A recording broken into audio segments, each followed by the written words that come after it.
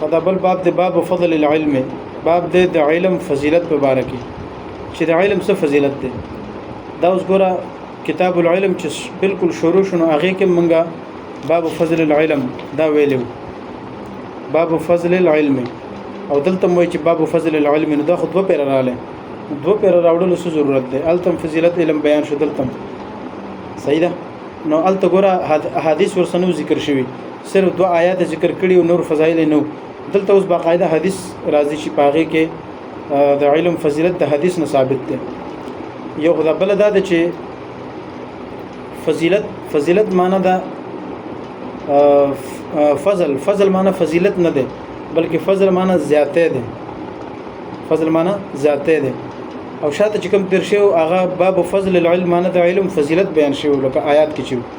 او دلته باب فضل العلم معنی باب زیادت العلم، چې علم بسنګ زیاته او علم زیاتول پکار دي کنه دي دی باب کې به زیاته بیانېږي، فضیلت باندې بیانېږي. لکه مثال کے طور پر شاتم آیات تر شو نبی رسول الله تعالی حکم کړو چې علم ډېر ډېر غواړه، رب زدنی علما. او دغه شانت دلته چې کوم حدیث را روان دی هغه کې دا حدیث مخکې تر شوی دی صحیح ده. حدیث دا چې نبی کریم صلی الله علیه وسلم یو ورځ خوب ولیدلو، او خوب کې ولیدو چې مالا چا یو پیاله کې شوده راکړو او هغه نه شوده ماسکل شروع کړل او ومسکل دومره ډېر مې وسکل چې اخر ماته دا زلک موړ شوم، او دا موړواله مات دومره محسوس شو چې ما په دې غوتو کې نوکانو کې او د جسم په هر حصہ کې ماته هغه محسوس شول چې ګوره زه موړ شوم، ډک شوم. نو دغه او به دغه پیاله چې د صحابه ول ورکړه، عمر بن خطاب رضی الله تعالی عنہ هغه له ورکړه، هغه دومره ډېر هغه شود چې هغه وسکل. نو تقریبا دغه شانت یو حدیث شاتم تر شو، حالانکه پاغي کې دا راغلی چې عمر رضی الله تعالی عنہ خپل کمیس هغه راخکلو پسمکه باندې دومره غټ کمیس ورسو. صحابه ته تاسو کو چې یا رسول الله د دې خوب ته څه تعبیر کوي؟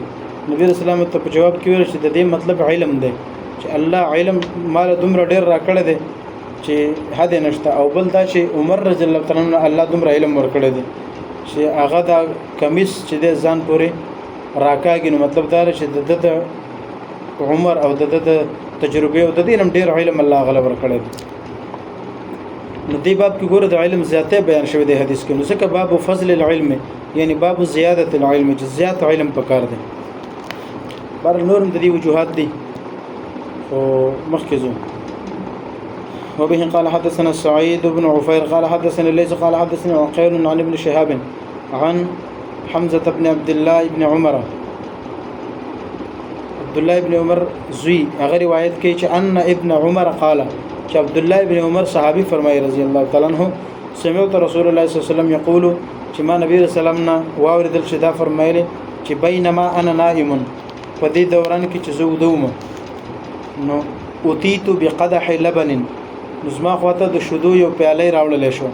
فشربت، نو ما غشوده وسکل، پیاله نه مې شوده وسکل حتی و دمر میں وسکل تر حتی انی لارى الریه، تر دې چې ما محسوس کړل هغه مړېدل. الریه معنا مړېدل، ما هغه مړېدل خپل محسوس کړل، او دمر میں محسوس کړل چې یخرج فی اظفاری، هغه ما په دې نوکانو باندې راوځي بیته، دمر ډېر مې وسکل. ثم اعطيت فضلي عمر بن الخطاب، او بیا ما هغه خپل جوټه چې کومه پاتې شول او شوده هغه می چاته ورکړل عمر بن خطاب رضی الله تعالی عنہ. نن یکم محرم دی کنه، یکم محرم نن د حضرت عمر فضیلت شهادت ورځ ده. نو کله هغه ذکر رااله اعطيت فضل عمر بن الخطاب، نو هغه وی چې ګوره ما چې کوم شو درا صفات شو هغه پیاله می عمر بن خطاب رضی الله تعالی عنہ ورکړه، هغه له ورکړه. قالو صحابه فرمایل چې فما اولته یا رسول الله، چې اې د الله رسول ته د خوب څه تعبیر وکړو، ته دې څه تعبیر دی؟ قال العلم، نبی رسول الله فرمایي ما د دې تعبیر علم وکړو. نو مطلب دا شو چې الله ټول نه ډېر علم پیغمبر علیه السلام له ورکړو، او بیا دا غین ډېر زیات علم الله حضرت عمر رضی الله تعالی عنہ ورکړو. پدې کې ګور حضرت ابوبکر صدیق رضی الله عنه راضي،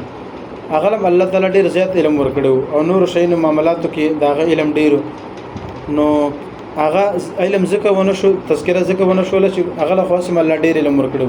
دا غن رست حضرت عمر دی یا مطلب د دې دا دی چې ممکن ده چې الله د حضرت ابوبکر لا د عمر نم ډیر حضرت عمر رضی الله تعالی عنہ له د ابوبکر نم ډیر علم ورکړي او دا څه مسله نه ده چې بعض یو فضیلت بعض یو کار د شي چې پاغي کې د ځینې سړي فضیلت ډیر دی د بعض سړي کمی اگر که حضرت ابوبکر مرتبه مقام ټول نډیر چت ده هر لحاظ نو ممکن ده چې الله علم اغله حضرت عمر لډیر ورکړي او داغي اندازه دینم کیږي چې حضرت عمر رضی الله تعالی عنہ دا ملهم من الله هغه ته وي چې دا هغه پړه کې الله تعالی برای راست خبره الهام کوله دا هغه پړه کې به کوم خبر رااله هغه به 100% د وحي مطابق و ځکه دا هغه اکثر رائے مطابق الله قران نازل کړو چې عمر به ویل یا رسول الله د خزو باندې پړده شروع کا نو الله تعالی آیات نازل کړي بالکل عمر صحیح وای او هغه ویل چې د مقام ابراهیم خاطر 2 رکعات لازم کړه نو نبی رسول الله خپل نه کول لیکن الله آیات نازل کړي چې بالکل صحیح وای دا شانته وکړه او دا یعنی دا کنه مطابق الله قران نازلولو نو دا هغه د خلی خبره او د قران بالکل موافقت دومره علم الله ور کړو اغله ور کړو نو ځکه اکثر علما چې کله حدیثونه شروع کین هغه حدیث نه شروع کوي چې کوم د عمر رضی الله عنه ثابت دی لکه مثال امام بخاری په حدیث کوم یو راوړو انما الاعمال بالنیات هغه د حضرت عمر نه ثابت دی عمر بن خطاب رضی الله تعالی عنہ ځکه چې دا علم چې اکثر الهامي علم الله تعالی غل ډیر زیات علم ور کړو نو دغه حدیث کې امام بخاری رحم الله د علم فضیلت ثابت دی چې ګور ډیر علم حاصلول پکار دی لکه څنګه چې نبی رسول الله ته ډیر علم او بیا دا غنه باندې حضرت عمر رضی الله تعالی عنہ الله ډیر علم ورکړو اوس الته شاته چې کوم حدیث تر شو الته خوب کې نبی رسول الله کمیس لیدلو چې حضرت عمر کمیس ډیر غټو داغه معنی علم دینو او دلته نبی رسول الله بیا شوده ولیدل او دا ویل چې د دې تعبیر ما علم وکړو یعنی خوب کې چې یو سړی شوده ویني شوده سکل نو د دې تعبیر مطلب علم دی چې الله غل علم ورکړي او د علم او د شودو د خپل مسک ډیر مناسبت دي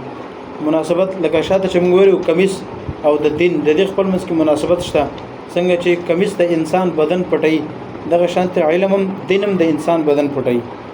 دا تعبیرات موږ پیش کړو دلته د علم او د شودو مناسبت دا ده چې شودو کې دا کمال ده چې دا هر سړي د پاره فائدہ کوي نو علم هم هر سړي د پاره فائدہ مند ده او بل دا چې څنګه شودو یو مریض چې د مریض هغه شودو وس کې نو هغه ته فائدہ رسیږي دغه شانت چې عام یو جهالت مرض پکې نو هغه د پاره علم یو صحت ده هغه د پاره خشه ده او دریم خبره ده چې شوده هغه کې دنیاوی فائدې دي او نور ډیر زیات فائدې دي طاقت هم انسان لور کوي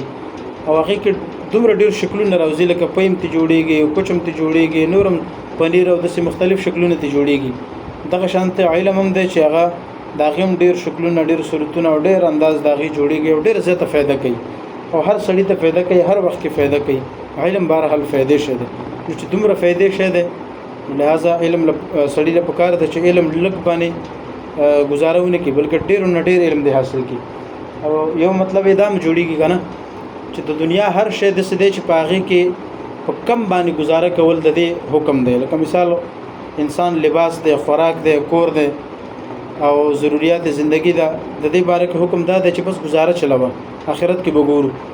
او علم دا د څه شی دی چې په دې کې گزاره نشته دې کې څومره چې ډیر نه ډیر غواړي بس د الله نه غواړي کم باندې به اکتفا نه کې بس غواړي چې څومره د الله نه غوښتل شي او دغه شانتي خوراکونو کې دا شوده د خوراک د چې د 10 کیس کې د دې فائدہ ډیره ده د نور نوې فائدې به راوځي